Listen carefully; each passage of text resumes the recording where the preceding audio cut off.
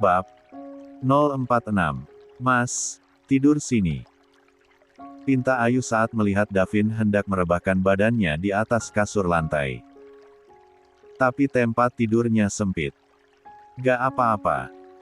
Tanya Davin memastikan. Gak apa-apa. Cukup kok kalau cuma berdua, balas Ayu yang sudah menggeser posisi badannya agar terdapat ruang kosong di sampingnya. Kenapa gak dari dulu-dulu coba? Kelakar Davin sambil melangkah lalu berbaring di samping Ayu. Itu sih maunya, balas Ayu sembari mendelik manja. Iya dong. Biar bisa peluk-peluk kayak gini. Timpal Davin yang langsung merengkuh tubuh istrinya. Membawa istrinya itu dalam dekapannya.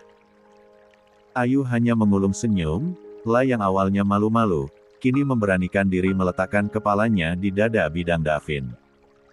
Mendengarkan setiap detak jantung laki-laki itu yang terus berdetak kian cepat.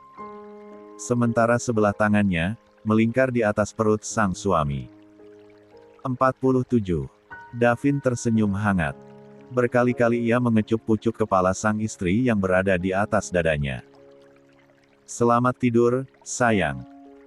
Mimpi indah ya, bisik Davin begitu pelan. Malam ini, keduanya memejamkan mata dengan hati yang bahagia juga jiwa yang diliputi ketenangan. Mereka sama sekali tak memikirkan hari esok dan kedepannya yang entah akan seperti apa. Pagi ini, Ayu mulai mengangkut barang-barang miliknya ke mobil Davin yang terparkir tak jauh dari kamarnya. Loh, ibu kos mau kemana? Kok kayak lagi ngepek barang-barang kayak gitu? Tanya tetangga kosnya. Iya, Bu. Saya dan suami mau pindahan, jawab Ayu apa adanya. Ya ampun. Kenapa pindah segala, ibu kos? Sekarang kamar ini sepi dong, timpal ibu-ibu tersebut. Iya, Bu. Suami saya meminta saya untuk ikut tinggal di rumah keluarganya, jawab Ayu lagi. Oh walah, sayang sekali. Padahal kita udah bertetangga cukup lama, ya, balas ibu-ibu itu dengan tatapan sendu. Iya, Bu. Bagaimana lagi? Sebagai seorang istri, tugas kita hanya harus menurut, timpal Ayu ramah. Iya, sih. Benar sekali. Semoga ibu kos betah ya tinggal di tempat barunya, sahut ibu-ibu tersebut. Amin. Makasih banyak ya, Bu, balas Ayu. Lapun lalu berpamitan pada beberapa penghuni kosan yang dikenalnya. Pun dengan Davin yang melakukan hal yang sama. Saya akan sering-sering mengontrol kemari. Karena kosan ini menjadi tanggung jawab saya setelah Mama meninggal, tutur Davin pada para penghuni kosan. Jika dulu, para penghuni kosan itu merasa terganggu dengan keberadaan Davin di lingkungan mereka, sekarang, mereka justru merasa kehilangan saat Davin akan pergi. Setelah bersalaman dengan beberapa orang, Davin dan Ayu pun menaiki mobil. Ayu sempat menatap kembali ke arah bangunan yang berbulan-bulan ini sudah ditempatinya. Ada rasa sedih yang menyerang hatinya saat Ayu menyadari jika ruangan itu hanya akan tinggal menjadi kenangan. Sudah siap, sayang? Tanya Davin sembari menghidupkan mesin mobilnya. Ayu mengangguk meski kepalanya terasa berat. Mencoba ikhlas dengan jalan hidup baru yang akan dimulainya kini. Mobil yang dikendarai Davin mulai bergerak perlahan. Lama-kelamaan semakin melaju kencang meninggalkan area kosan dan sekitarnya. Saat melewati tempatnya bekerja, lagi-lagi kepala Ayu menoleh sekilas. Ada rasa rindu yang perlahan menyerbu atas aktivitasnya di tempat tersebut hampir setahun lamanya. Bismillah ya Allah. Aku ikhlas untuk memulai hidupku yang baru dengan lingkungan yang juga baru, gumam Ayu dalam hatinya. Bermenit-menit berlalu, mobil Davin akhirnya sampai di RS. Ayu dan Davin berjalan bersisian sambil bergandengan tangan menuju kamar Pak Damar. Saat sampai di ruangan luas tersebut, Pak Damar nampak sudah siap. Kentara sekali jika laki-laki sepuh itu begitu bersemangat untuk kembali ke kediaman miliknya. 48 pagi, Kek. Bagaimana keadaan kakek hari ini? Tanya Ayu ramah. Kakek merasa lebih baik. Mungkin karena kakek akan segera pulang ke rumah, jawab Pak Damar penuh senyuman. Sudah siap, Kek? Tanya Davin setelah berkonsultasi sebentar dengan dokter. Pak Damar mengangguk cepat. Davin pun lekas memindahkan kakeknya itu ke atas kursi roda dan mendorongnya keluar dari ruangan yang berbulan-bulan sudah ditempatinya itu. Kalian ikuti dari belakang. Titah Davin pada Ricky dan rekannya satu lagi. Mereka berdua langsung mengangguk. Mengikuti langkah Davin menyusuri koridor RS sampai akhirnya tiba di parkiran. Ayo, Kek. Dengan telaten, Davin menaikkan Pak Damar ke dalam mobil, disusul olehnya juga Ayu yang sama-sama ikut naik. Kita jadi mampir ke makam mamamu kan, Vin? Tanya Pak Damar antusias. Jadi dong, Kek. Kita langsung ke sana sekarang, balas Davin. Ia gegas memacu kendaraan roda 4 itu menuju tempat peristirahatan terakhir neneknya juga ibunya. Menyusuri area pemakaman, Davin kembali mendorong kursi roda Pak Damar. Beruntung, letak makam sang ibu maupun sang nenek tak terlalu jauh ke dalam. Hingga Davin hanya butuh waktu sebentar untuk sampai ke gundukan tanah yang kini sudah ditutupi dengan keramik itu. Ini, Kek. Kita sudah sampai, tutur Davin sembari berhenti di samping batu nisan bertuliskan nama sang ibu. Pun dengan sang nenek yang berada di sebelahnya. Davin dan Ayu langsung berjongkok. Keduanya menunduk lalu mengirimkan doa untuk sang ahli kubur, pun dengan Pak Damar yang matanya sudah dipenuhi kaca-kaca yang hampir pecah. Ma, ini Davin. Davin kesini lagi untuk berziarah ke makam mama. Tapi kali ini Davin tak sendiri. Davin membawa kakek juga istri Davin. Davin sudah menikah, Ma. Davin sudah memiliki istri yang selama ini selalu diidam-idamkan mama. Davin sudah menuruti nasihat mama untuk memilih istri dari sifat dan kebaikannya. Bukan hanya dari paras dan penampilannya. Andai mama masih ada, mama pasti senang sekali dapat menantu seperti istri Davin. Mama, Davin rindu, Ma. Rindu sekali, tutur Davin dengan suara bergetar. Sekuat-kuatnya ia, selalu saja kalah dengan kesedihannya jika teringat mendiang sang ibu. Bukan hanya Davin yang rindu, Din. Tapi juga Papi, harusnya Papi yang pergi lebih dulu.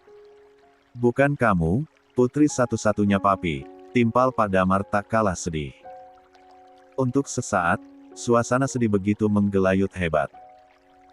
Meski mereka tahu jika jasad yang sudah tertimbun tanah itu tak bisa mendengar apapun, tapi setidaknya hal itu bisa mengurangi kerinduan untuk orang-orang yang ditinggalkan. Ayo, Kek. Sekarang kita pulang, ya. Hari semakin panas, ajak Davin setelah puas mengungkapkan banyak hal di depan pusara sang ibu. Pun bunga-bunga yang dibawanya sudah habis ditaburkan di atas makam. Davin, Ayu dan Pak Damar pun lekas kembali ke dalam mobil. Melanjutkan perjalanan menuju rumah yang tinggal setengah. 49. Selama di dalam mobil, jantung Ayu terus saja berdebar.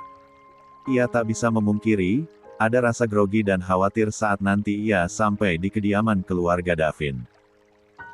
Ayu berpikir, entah akan seperti apa sambutan keluarga Davin padanya.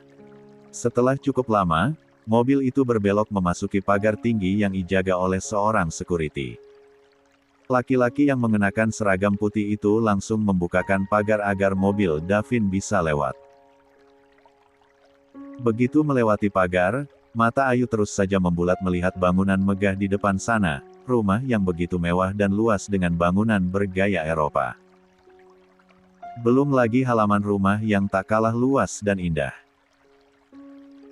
Di tengah-tengah halaman, ada sebuah kolam pancuran yang airnya terus mengalir jernih. Benarkah ini rumah Mas Davin? Kalau iya, berarti aku akan tinggal di sini, gumam Ayu takjub. Ya Allah. Ini mimpi atau nyata? Lanjut Ayu seolah tak percaya dengan apa yang dilihatnya. Alhamdulillah. Kita sudah sampai, Kek, tutur Davin sambil menghentikan laju mobilnya. Ayo, sayang, turun, lanjut Davin sambil menoleh pada Ayu yang matanya belum berkedip.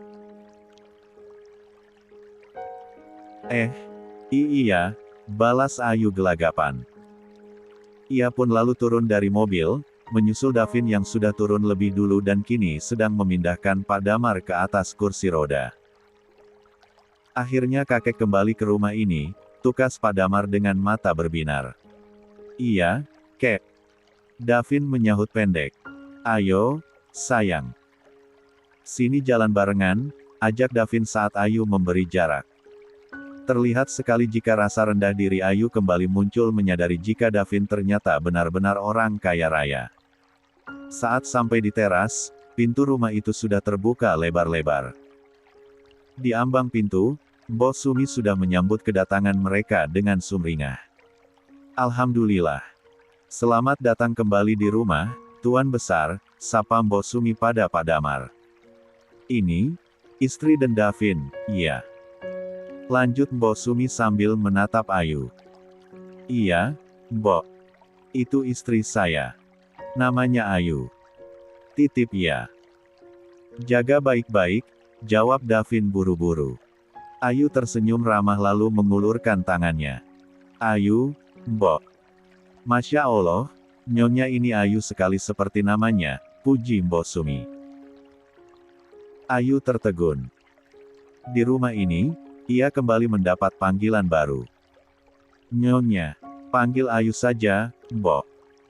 Atau Mbak aja, pinta Ayu sopan. Mbok Sumi hanya tersenyum menanggapi. Ayo, silakan masuk, katanya pada Ayu.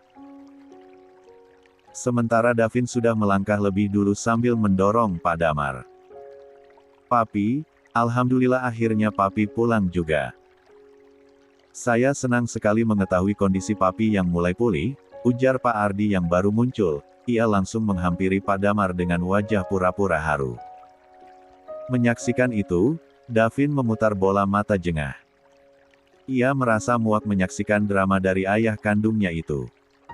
Namun, matanya terus saja bergulir memperhatikan seluruh ruangan.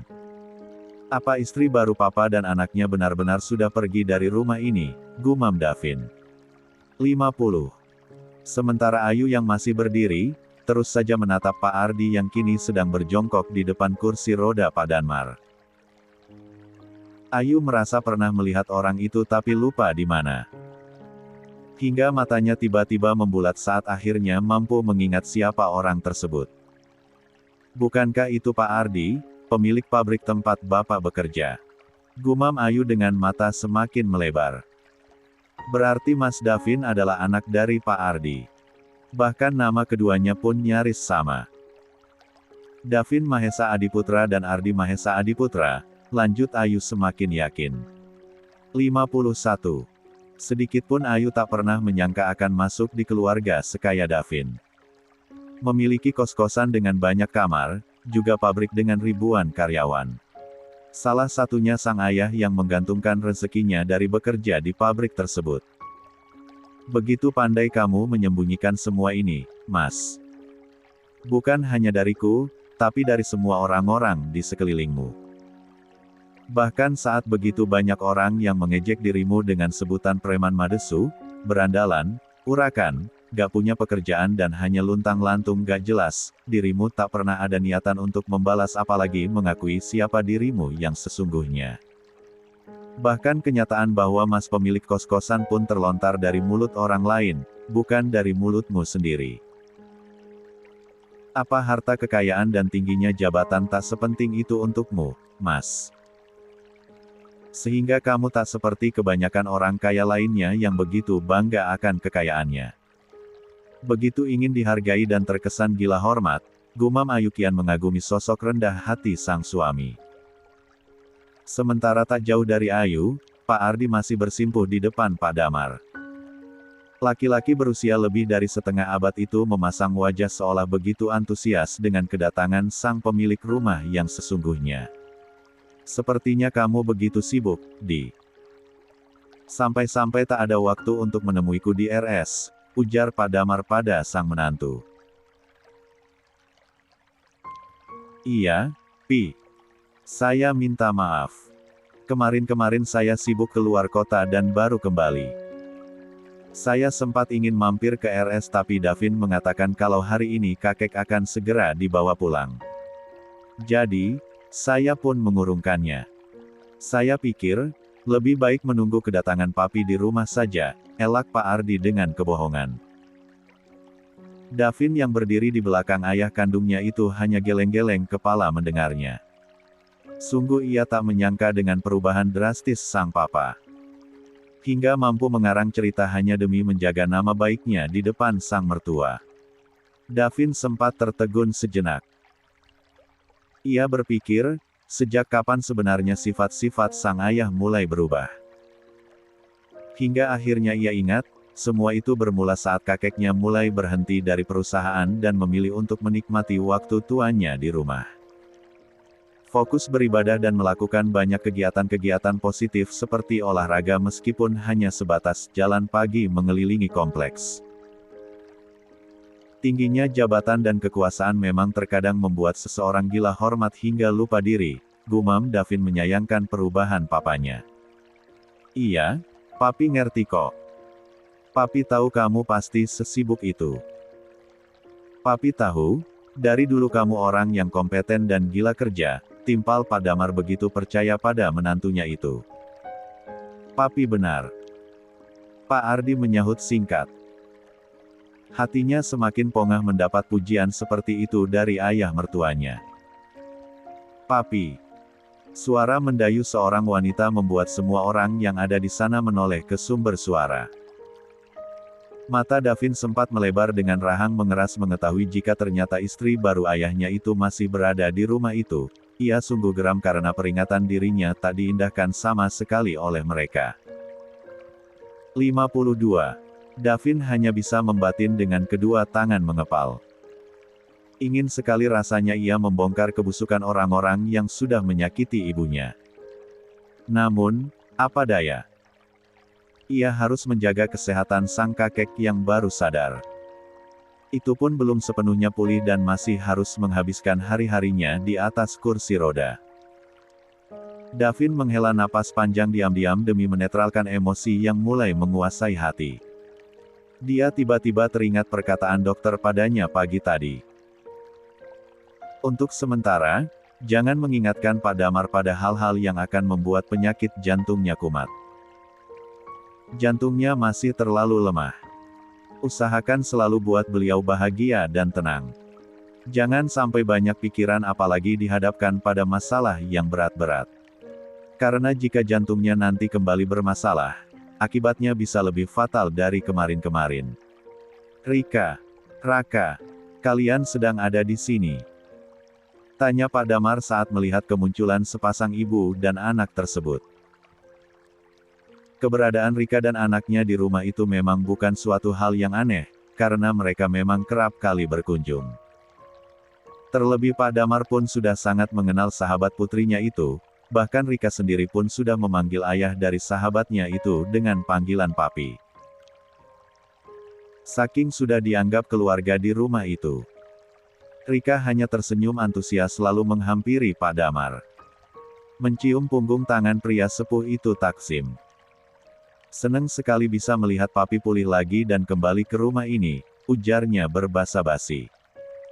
Raka pun tak ketinggalan untuk melakukan hal yang sama. Maaf, Pi. Sebenarnya ada yang ingin saya sampaikan sama papi. Saya ingin mengatakan kalau, saya dan Rika sebenarnya sudah menikah, ungkap Pak Ardi takut-takut. Mata Davin langsung membeliak lebar mendengarnya. Tak menyangka jika ayahnya itu begitu nekat sampai-sampai mengungkapkan hal itu di hari pertama kedatangan Pak Damar. Setelah Dina meninggal, hidup saya benar-benar sepi, Pi. Saya terpuruk. Saya tidak memiliki siapa-siapa untuk berbagi. Ditambah kondisi papi yang terbaring koma di RS, membuat semangat saya untuk hidup mulai hilang. Saya kehilangan arah. Bahkan pekerjaan sempat terbengkalai meski hanya sesaat. Beruntung di saat-saat seperti itu, masih ada sahabat Dina yang seringkali menguatkan saya, Pi. Dia juga tolak bosan mendengarkan keluhan saya tentang kerinduan saya pada mendiang istri saya. Merasa mulai ada kecocokan, saya pun memutuskan untuk menikah siri dengan Dina, Pi. Maaf kalau pernikahan kami tak sempat meminta restu papi terlebih dahulu. Karena waktu itu, dokter sendiri pun tidak bisa memprediksi kapan papi akan kembali sadar.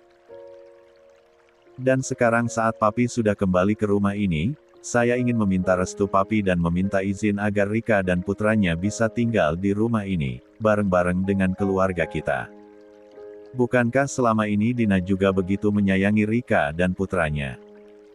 Bahkan Raka sudah dianggap putranya sendiri, beber Pak Ardi panjang lebar.